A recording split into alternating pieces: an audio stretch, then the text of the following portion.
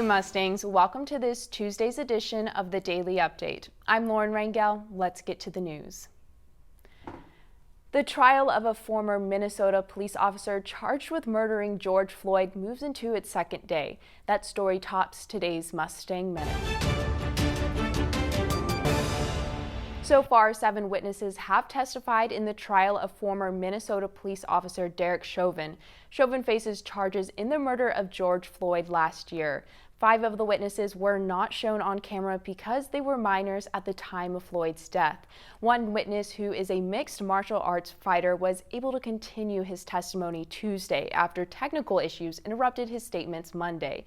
He testified that he saw Chauvin use a move on Floyd called a blood choke and called 911. Chauvin is facing second-degree unintentional murder, second-degree manslaughter, and third-degree murder. He has pleaded not guilty to all 3 counts.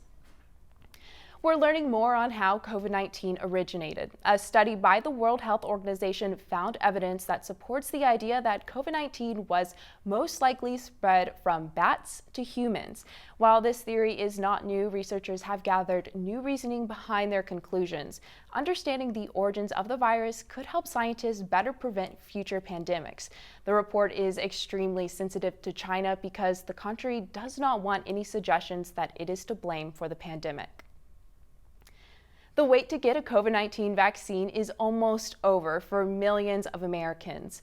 More than a dozen states will open vaccine eligibility to all adults this week. Texas started offering vaccines to anyone over 16 years of age on Monday. But COVID cases are on the rise in some parts of the nation. The director of the CDC is urging Americans not to relax social distancing and mask wearing just yet.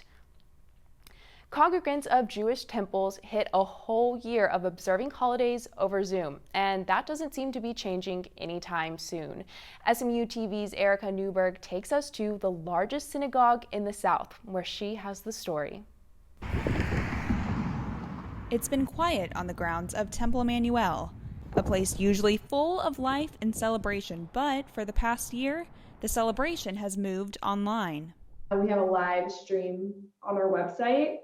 And then we also do Shabbat morning services and every service in between for Tot Shabbat and young families.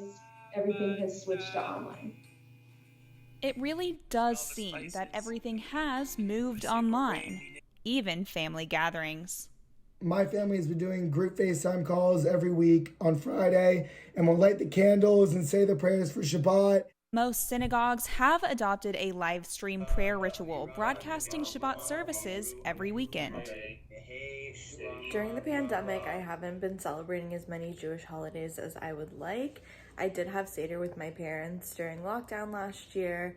A Seder takes place during the Jewish holiday of Passover, which comes on March 27th this year, and Temple Emmanuel is choosing to stay online for services again. Our highest priority throughout the entire year has been like pikuach nefesh, which is like keeping everybody healthy and safe and like putting people's lives above everything else. Chag Sameach, happy Passover, and have a great one. Stay safe and healthy. The Jewish community hopes for some sense of normalcy in time for the High Holy Days this fall. For SMU-TV, I'm Erica Newberg. Passover began at sunset this past Saturday and runs until nightfall on Sunday, April 4th, which is the same day Christians celebrate Easter. The colossal container ship stuck in the Suez Canal for almost a week is finally free. A group of tugboats pulled the ship from the canal sandbank that it has been lodged in for the last week. Navigation through the canal has since resumed for the 412 waiting ships. The crisis shed light on the crucial trade routes that carries more than 10% of the global trade and 7% of the world's oil. Southwest Airlines is expanding its fleet. That is, the airline is ordering an additional 100 Boeing 737 MAX jets instead of purchasing planes from Europe's Airbus.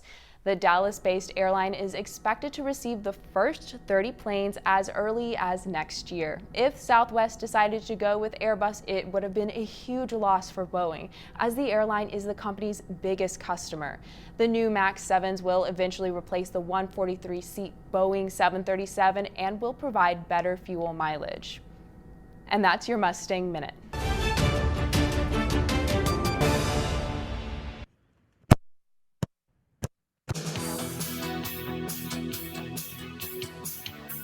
To me, it's just a good time to kind of relax, forget about the schoolwork, come out with a good group of guys, and have a good time and play soccer. We practice Tuesday, Thursday, and games are usually one day a weekend.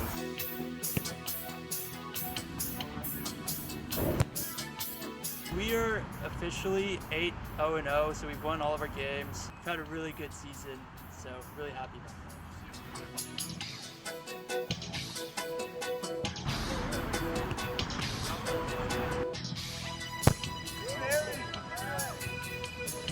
We took in a lot of freshmen this year that coached with the team pretty well.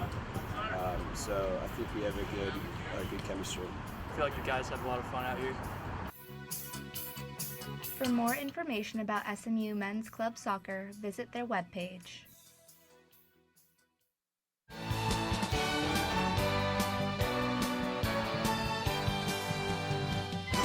Hey Mustangs, I'm Lauren Rangel with your 5-day forecast. Tuesday will be mostly cloudy day, but for the rest of the week, we'll have plenty of sunshine.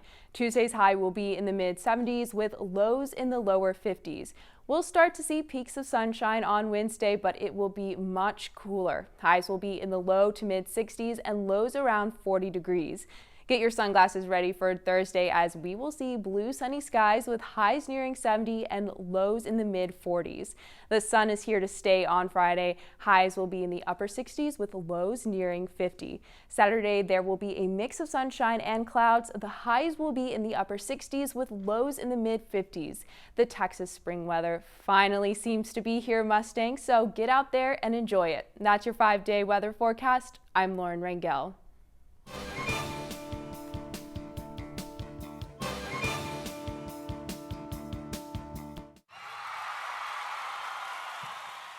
Mustang 11 is a program with about 30 first-year students, and it's a student spirit and leadership development organization. For me, Mustang 11 stands for Unity, Spirit, Tradition. It's what made me the most comfortable on campus as a first-year student, and it also gave me an opportunity to be a first-year leader that I don't think anyone else can get.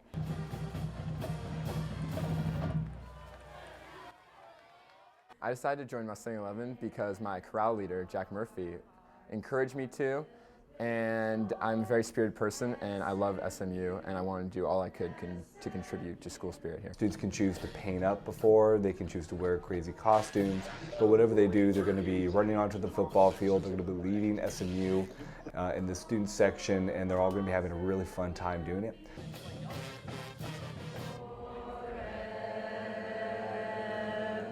For more information on Mustang 11, visit orgs at SMU.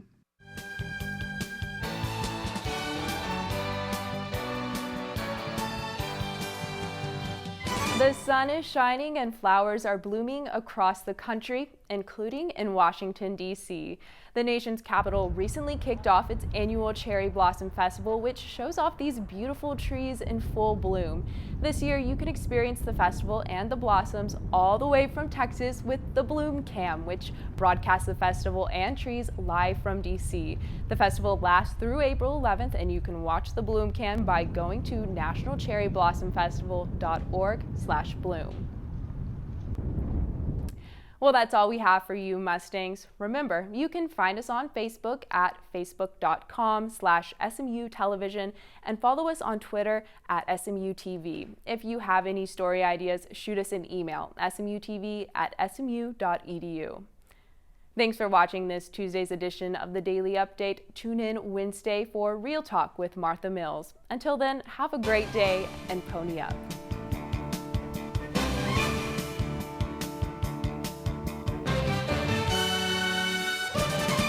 SMU-TV and the Division of Journalism want to thank our underwriters, North Park Center in Dallas, Javier's Gourmet Mexicano on Cole Avenue, and Advance ER off West Lovers Lane. We appreciate your support of student media.